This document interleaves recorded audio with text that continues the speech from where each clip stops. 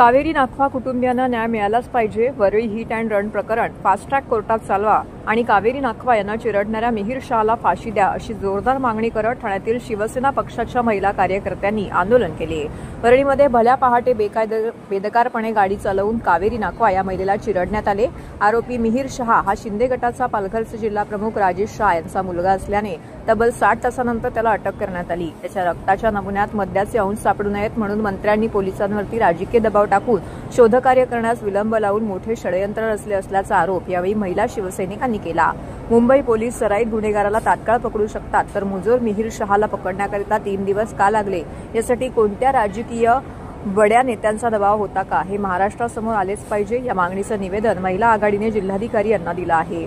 अशा गुन्हेगारीची पुनरावृत्ती होऊ नये व हा खटला फास्ट ट्रॅकवरती चालवून मानवरूपी राक्षस प्रवृत्तीच्या मिहिर शहाला फाशी झालीच पाहिजे।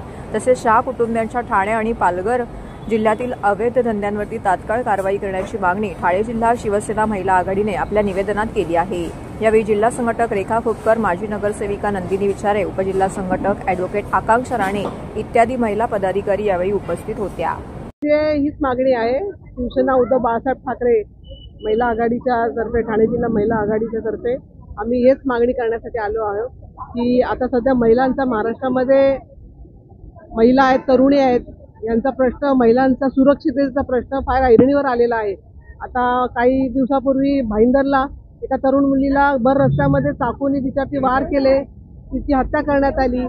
आता पोर्शे प्रकरण आहे हिट अँड रनचं पुण्यातलं, त्याचं काही झालं प्रकरण, पण ते पण संथ गतीने चालू आणि आरोपी मोकाट फिरतायत। म्हणजे कोणाचं इथे काय कोणाला पायपोसच राहिला नाहीये सुरक्षिततेच्या दृष्टिकोनातून।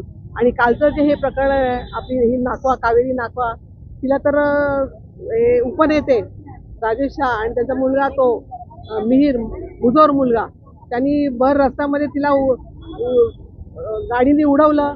बरं तो थांबला असता, तिला जर हे केलं तर तिचा जीव वाचला असता। पण अशा या धनिक मुलांना, असे मुजोर मुलांना हे सत्ताधाऱ्यांचं हे त्यांचं पाठराखण केली जाते, त्याच्यामुळे ह्यांचा जोर अजून वाढतो आणि अशामुळेच ही मुलं अशी पुढे जातात की यांच्या सगळ्या आरोपांवरती पांघरून घातलं जातं। तर इथे कुठेतरी चाप बसला पाहिजे, या लोकांना फाशीची शिक्षा व्हायला पाहिजे।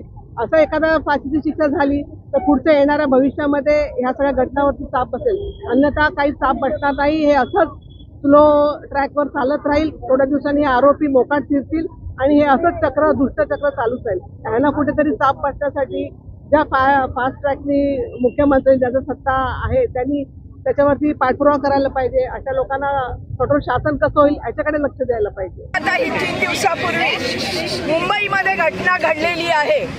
धनदांडग्यांची मुलं दारू पिऊन, नशा करून आपल्याच मस्तीमध्ये ज्या वेळेस रस्ता आपल्या बापाचा आहे असं समजून चालतात, त्यावेळी रस्त्याने चालणाऱ्या सामान्य माणसांची बिलकुल कुठे पर्वा केली जात नाही। ज्यावेळी गाडीला ठोकर देऊन हे नवरा बायको दोघं जण त्यांच्या बॉनेटवर उडाले। बॉनेटवर उडाल्यानंतर नवरा बाजूला फेकला गेला, ती बाई त्या बॉनेटवरून उडून चाकामध्ये आणि बंपरमध्ये अडकली। नवरा थांब थांब सांगतोय, परंतु नशेमध्ये धुंद असणारा हा मिहिर शहा यांनी त्या बाईला त्या गाडीखाली चिरडत 2 किलोमीटर पर्यंत तो त्या बाईला घेऊन गेला चिरडत। त्या बाईच्या अंगावर एक वस्त्र राहिलं नाही आणि अशा प्रकारे त्या बाईचा मृत्यू झाला।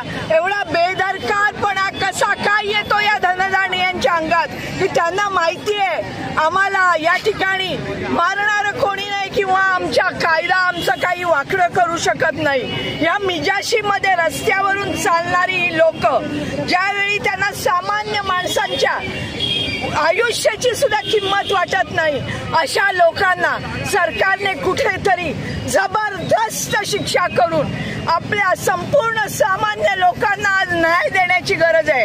आज प्रत्येक ठिकाणी या महाराष्ट्रामध्ये, पुण्यामध्ये झालं, नागपूरमध्ये झालं, मुंबईमध्ये झालं, जर सामान्य माणसं असेच कीड मुंगीच्या मरणाने मरणार असतील तर हे गरिबांचं सरकार म्हणून घेण्यात हे नालायक सरकार ठरतंय।